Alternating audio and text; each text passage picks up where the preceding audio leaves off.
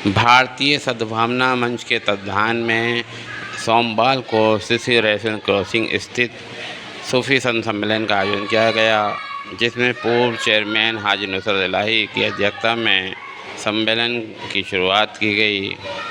यहाँ मुख्य प्रवक्ता के रूप में RSS के राष्ट्रीय कार्यकारिणी सदस्य डॉक्टर इंद्रेश कुमार रहे।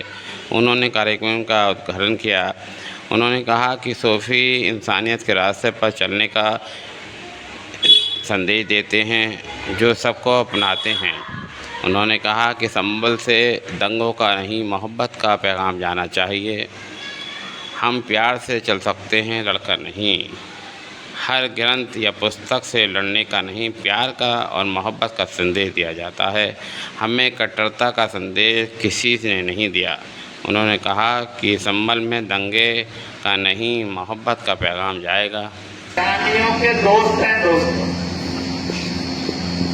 मालिक ने इतनी जुबान बनाई है, हर जुबान में अपनी रहमत बरसाई है, पर हमने तय कर लिया है कि हम नहीं सुनेंगे।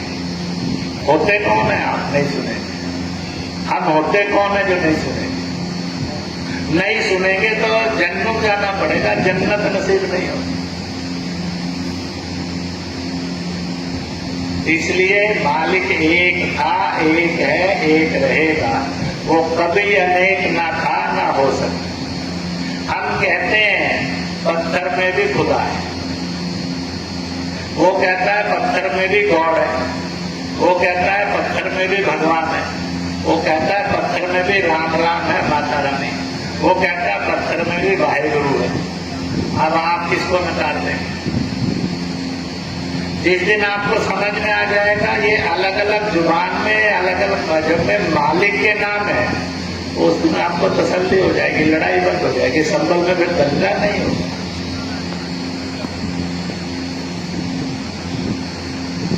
आप अपने दिल पर हाथ रखकर पूछो, आप रामलाले के रहमुद्दीन,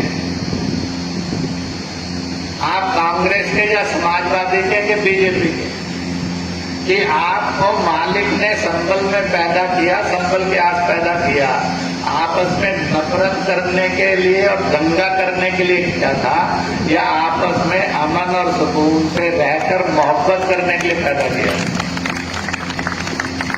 और अगर मालिक ने मरने के बाद इस सवाल का जवाब मांगा तो क्या जवाब दोगे आप? और आप जब जवाब नहीं दोगे तो मालिक आपको जन्नत देगा कि जहन्नुम देगा?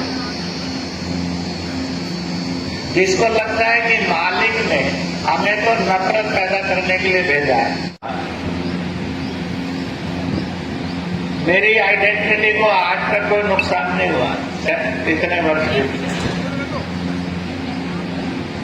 और वहां खड़ा हुआ इंसान बड़ा अजीब था। वो कहता था ये हमारा नहीं है, ये गैर है।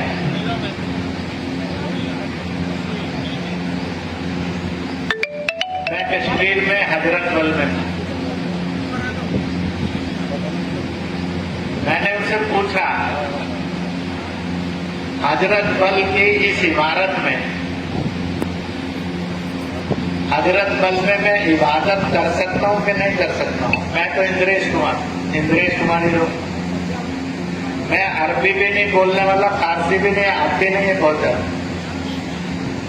मैं हिंदी संस्कृत बोलूंगा और दो चार भारतीय भाषाएं तो बोलूंगा।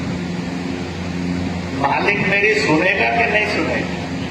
या वो केवल अरबी में बोलो, फारसी में बोलो, तुर्की में बोलो तो ही सुनेगा? मैं चर्च में गया, मैंने पूछा कि मैं अंग्रेजी, लैटिन, फ्रेंच, इटालियन, कैनेडियन में नहीं बोला तो गॉड सुनेगा कि नहीं सुनेगा? मैं मंदिर में गया,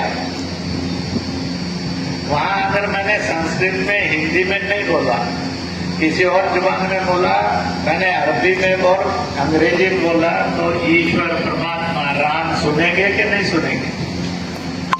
दोस्तों, गलत फहमी में मत जियो, शैतान मन बनकर मत जियो, इंसान बनकर जियो।